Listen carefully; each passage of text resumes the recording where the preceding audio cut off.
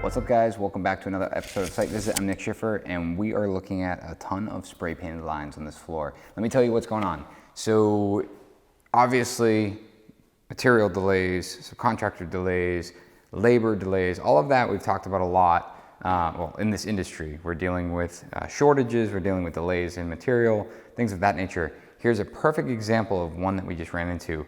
Our wood flooring supplier had a 3/4 inch material, and at the very last minute, unfortunately, that sold. And in order for us to stick with schedule, we opted to go with a slightly thinner 5/8 material. Same wear layer, same material, same everything, it's just slightly thinner.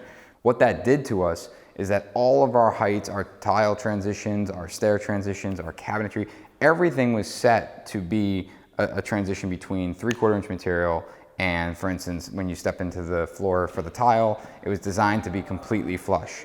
So with that being said, we need to build everything up just about 1/8 of an inch, and that's exactly what the guys did. They actually went by and took an 1/8 inch luan and went over the entire floor, glued and screwed everything down.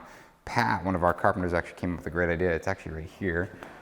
Took a piece of Schluter and traced out the location of our heat lines so they could lay this down and then spray paint all of our radiant lines on the floor. Because the number one thing with radiant is we don't want to hit anything.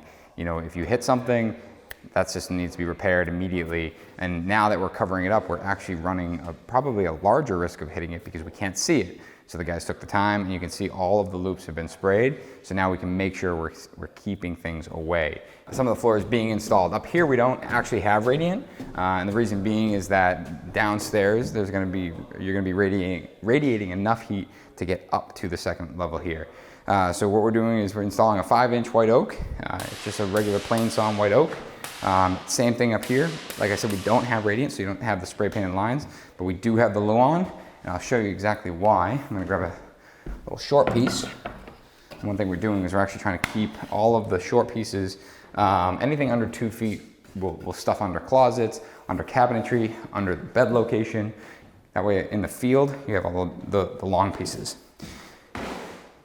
So for us, we're typically not doing thresholds. So if I take this, now we're slightly higher, which is what we want, because what we'll do is once this is all installed, we'll actually install some tape here, and then we'll sand the floor right down so it's just proud of that Schluter edge. So again, what I was saying is that we don't ever, very rarely do we do a threshold. I shouldn't say we don't ever. I think one of our other projects that's going on right now actually has a threshold, but was a really important detail in the beginning, so we had to look at how do we resolve this. So going back, dealing with material delays or product procurement, things like that, you know, we have to make sure that we're making conscious decisions. You know, we're ordering things ahead of time. Unfortunately, this one we were led to believe that we could get that material, and at the very last minute, it didn't make sense. We talked about delaying the project, we talked about installing the floor at a later date, and we ultimately ended up with, you know, like I said, very similar material, same wear layer. And what I mean by wear layer is that, you know, that top layer of oak on top of your engineered core, because it is all engineered flooring. That thickness of oak is the same on our the 3/4 material that we were hoping to get. So good solution. This is actually a solution that will not be charged to the client because this is ultimately was up to us, that we didn't order the material with enough time, and we chose to basically make this change this and use this as an alternate. So we hopped in here and got this luan glued and screwed down so we can keep going, get that wood floor installed.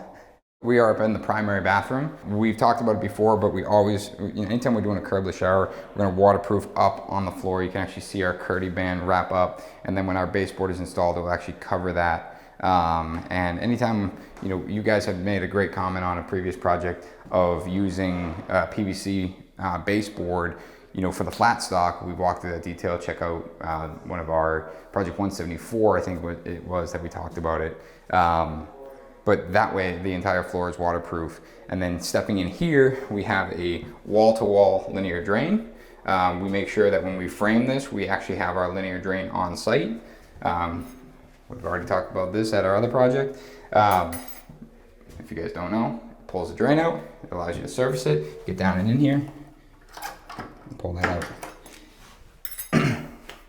So, like I said, when we're framing the project, any project, we're gonna make sure we have the linear drain on site so we can adjust our walls accordingly.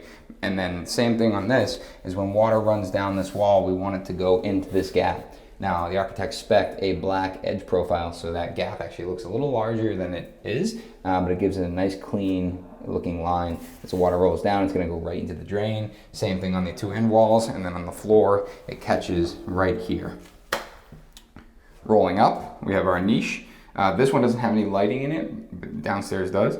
And this is a Schluter-Fenech, F-I-N-E-C, almost a K. It's essentially taking that mitered profile and putting a hard metal edge to protect that edge from chipping. We've definitely epoxied mitered corners before. I think it's a great detail, but this also adds, you know, in my opinion, a nice metal detail that pairs well with our Schluter Jolly, which is here. Oftentimes we're doing this floor to ceiling glass, completely frameless, so we have to go in kind of a weird order where the glass goes in super early, then we're plastering the ceiling after.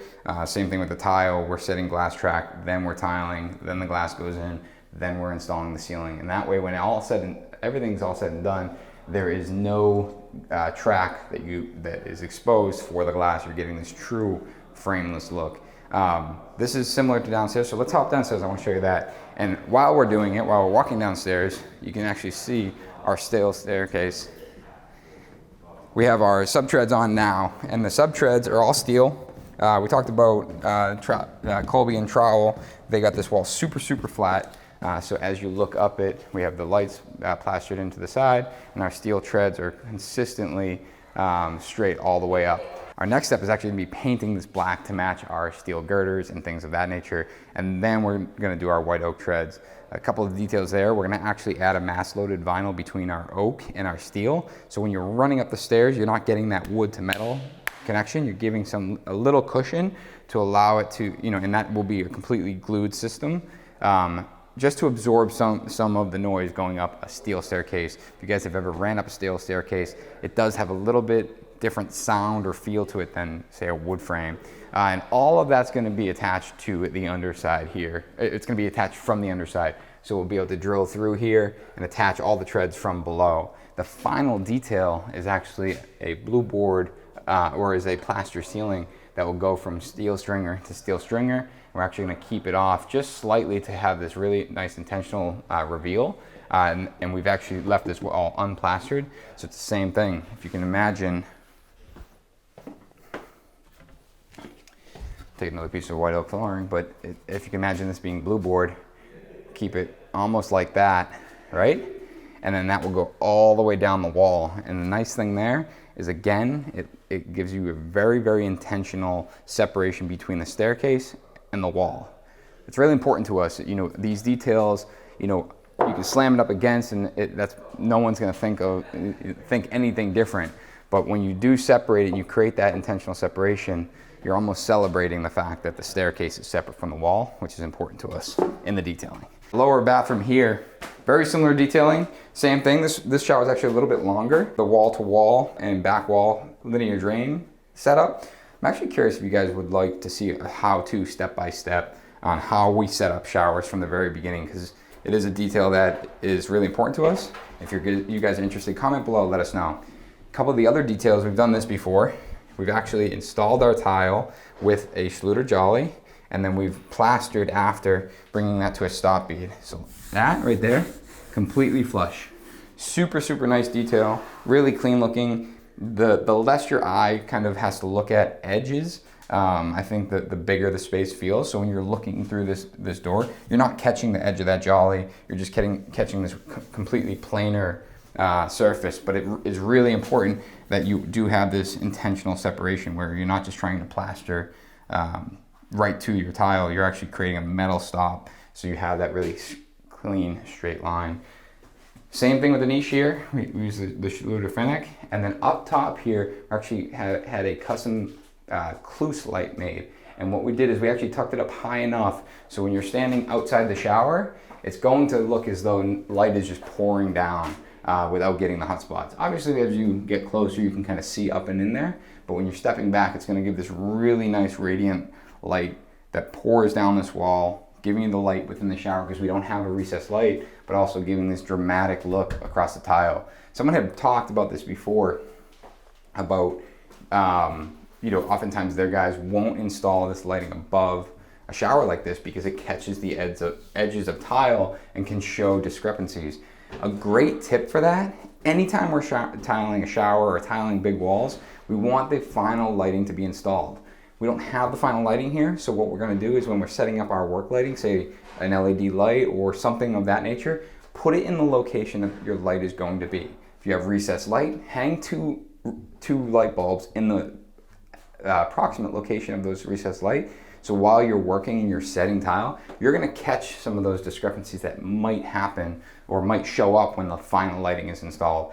I feel like way too often, and we've done it before, is that tile guys come in, lighting isn't installed yet, it looks great, you put the final lighting in, and you have all these discrepancies or lippage problems that weren't, it wasn't something you could see prior to.